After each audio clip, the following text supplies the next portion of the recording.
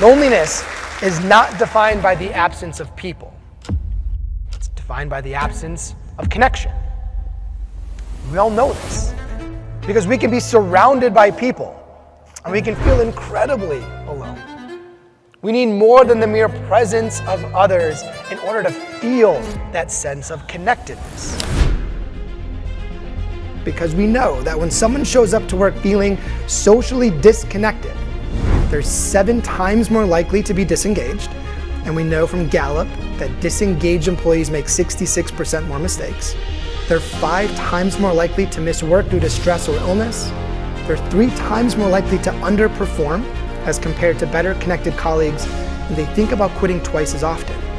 And the overall cost of this social disconnection comes in at a whopping $406 billion a year for employers.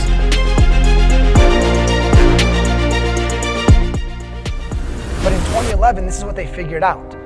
They did this remarkable study where they put people through this experience of exclusion. People were wearing an fMRI brain map, and they wanted to know where in the brain does this experience of exclusion, rejection, loneliness, disconnection, etc. show up. And they found that the part of the brain that registers exclusion is the same part of the brain that registers physical pain.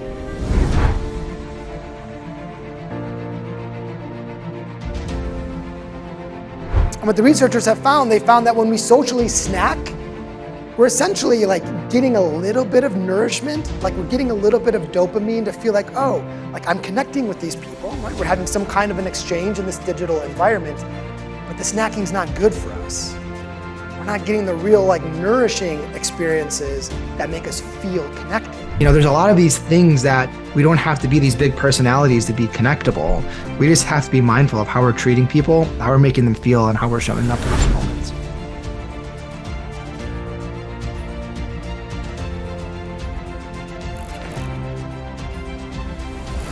Ability to make you feel like you're the only person on the planet that pulls people into her orbit. When we think about the difference between communication and connection, it's this ability to let that person know through how you're listening and how you're engaging, I'm here, I'm present, I care. I'm hanging on every single word you're saying because I want you to feel entirely seen and fully validated. That's the difference. So from just a pure biological standpoint, when someone shows up to work under fight or flight, under a chronic state of stress, and their body is responding in this way and their brain's on fire, it's impossible for them to do deep, meaningful work, to show up as the best version of themselves, to be really engaged with their colleagues or their clients or their customers. They're just surviving. And that in and of itself is a pretty big alarm to say, like, this matters. We should be aware of this and do something to help people not come to work and feel this way. The study revealed something very important about human behavior. It revealed that time constraints significantly limit our ability to connect with those around us. And I would argue we are more time crunched than we've ever been before. Finding time to invest in the people around us is hard. Which is why secret number 3, becoming more interruptible, is rooted in this notion that we prioritize the people around us over the tasks that plague our day. A social regimen is a set of routine acts or behaviors dedicated to social connectedness that you follow on a regular basis.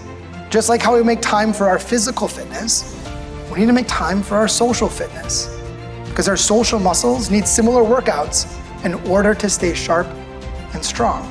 We ask really bad questions. How are you? It's a bad question. How was your weekend? That's a bad question. What's new? That's a bad question. We get so conditioned to answering these questions with our knee-jerk responses that they don't allow for connection. So thinking through some more mindful, some more tactical, and some more personal questions is going to create more of an invitation for connection.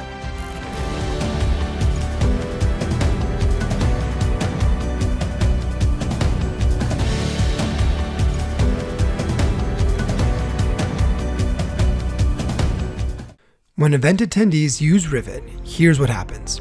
They experience a 140% increase in feelings of connection with fellow attendees, And then, when they connect with their rivet match, 96% of people say they're extremely likely to meet with their match again.